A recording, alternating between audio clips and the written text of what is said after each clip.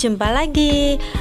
Kali ini kita akan belajar tentang tema 8, subtema 1, pembelajaran 2. Sudah siap? Mari kita mulai.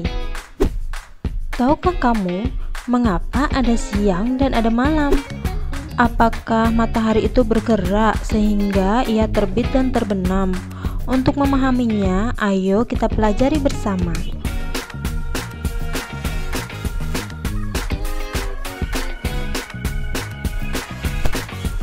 Perputaran bumi pada porosnya disebut rotasi bumi. Rotasi bumi ini mengakibatkan seolah-olah matahari bergerak dari timur ke barat, terbit dari timur dan tenggelam di barat. Ternyata terjadinya perbedaan waktu siang dan malam adalah akibat dari perputaran bumi pada porosnya. Peristiwa itu dinamakan gerak semu harian matahari. Nah, jadi kalian udah gak bingung lagi kan? Pasti pada awalnya kita akan mengira bahwa matahari itu bergerak dari timur ke barat.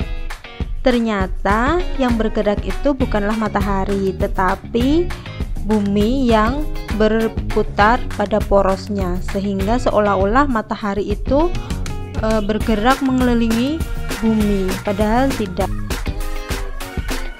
Selanjutnya kita akan mempelajari tentang apa saja sih akibat dari adanya rotasi bumi.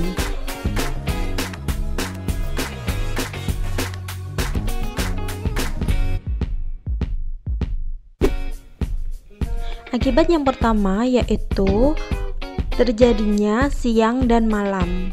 Salah satu efek rotasi bumi yang paling terasa adalah adanya siang dan malam. Sebagai hasil dari putaran bumi pada porosnya, bagian bumi yang terkena paparan sinar matahari akan mengalami siang. Sebaliknya, bagian bumi yang membelakangi dan tidak mendapatkan sinar matahari akan mengalami malam. Untuk lebih jelasnya, silahkan disimak gambar berikut ini. Nah, ini adalah gambar matahari dan ini adalah bumi. Matahari memancarkan sinarnya sampai ke bumi. Daerah yang terkena sinar matahari mengalami siang, sedangkan daerah yang tidak terkena sinar matahari mengalami malam. Jadi sampai sini sudah jelas ya bagaimana proses terjadinya siang dan malam.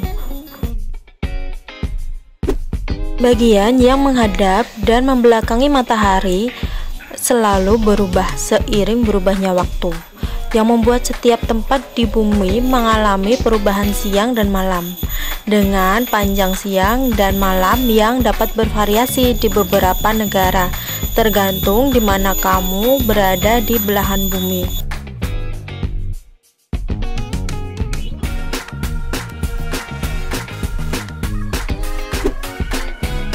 Yang kedua, adanya gerak semu matahari. Baik, kita lanjut dampak selanjutnya ya, yaitu terjadinya pergerakan semu harian matahari. Ini berbeda dengan gerakan tahunan semu matahari yang disebabkan oleh proses revolusi bumi.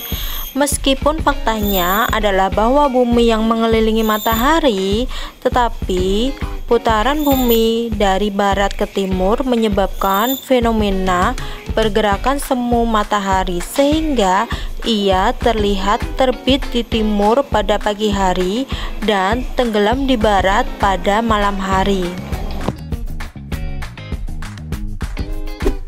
Dampak rotasi yang ketiga yaitu distribusi zona waktu.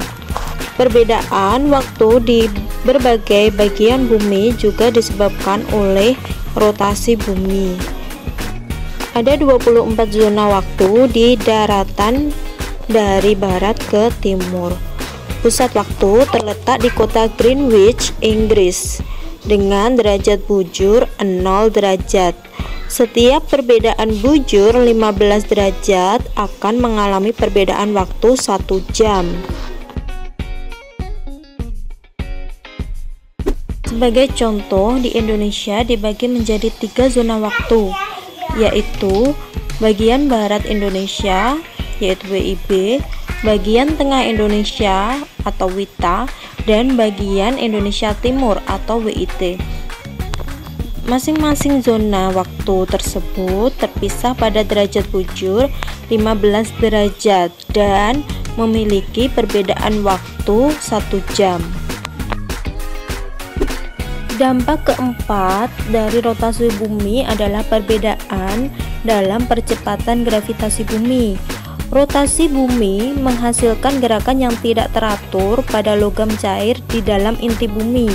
Kondisi ini mengakibatkan massa bumi tidak terdistribusi secara merata dan mengakibatkan percepatan gravitasi berbeda nilainya di berbagai tempat di belahan bumi.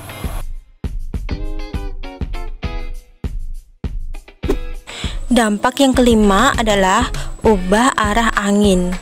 Perubahan arah angin juga merupakan dampak dari rotasi bumi. Angin bergerak menuju area dengan tekanan minimal atau bergerak dari daerah yang bertekanan tinggi ke daerah yang bertekanan rendah.